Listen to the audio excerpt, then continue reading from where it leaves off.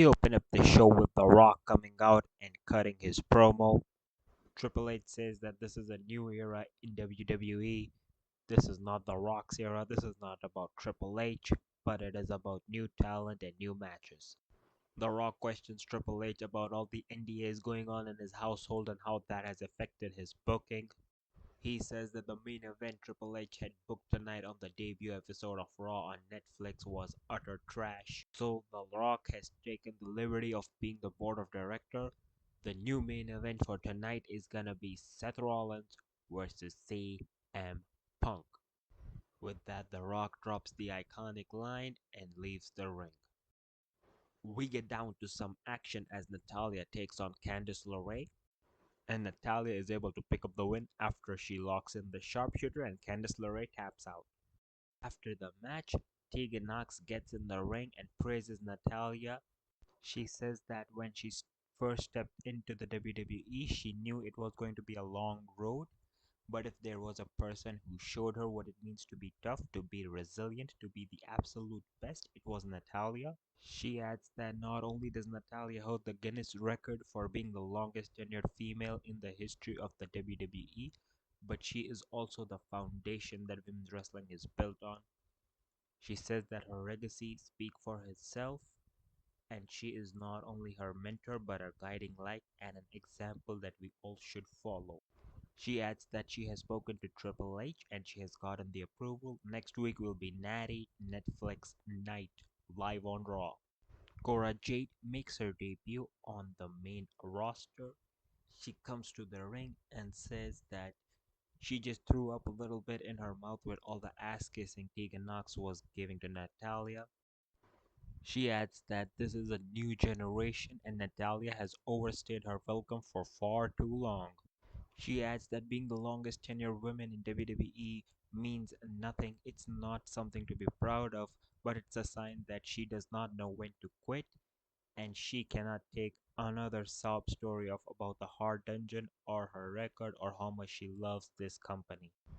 Jade ends the promo by saying that this is what is going to happen. She is going to end Natalya's career forever, push her out the door, and make sure she never ever comes back. This is the Jade generation now, and Natalya is just in the way. Tegan wants to knock her out, but Natalya stops her as Cora Jade exits the ring, and we end this segment. Chad Gable backstage wonders what he has to do to get some TV time around here.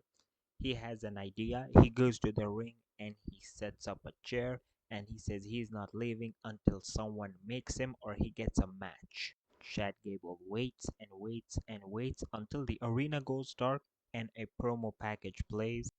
We see a man getting beaten up by another person, where the person covered his face and in an executioner robe tells him that he's trying to make this man feel no pain as he wants him to serve his master.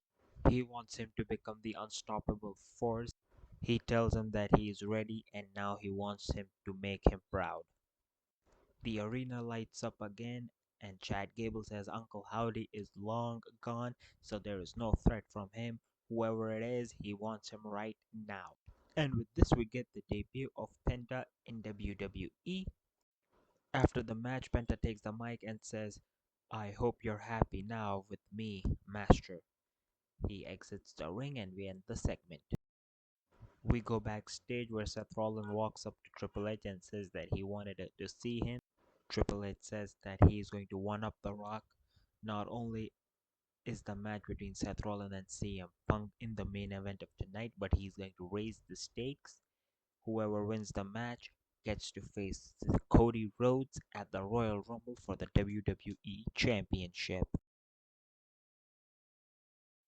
A hype package plays where Karrion Kross declares that he is entering the Royal Rumble and Scarlett will be entering the Women's Royal Rumble, and they are the very first two to be announced for the Royal Rumble match. A hype package plays telling us that Tiffy time is coming to Monday Night Raw on Netflix. We return to in-ring with some action as Shinsuke Nakamura takes on Sheamus, with Shinsuke defending the United States Championship on the line and Shinsuke Nakamura wins the match. After the match, the commentators are having a little chat about the match.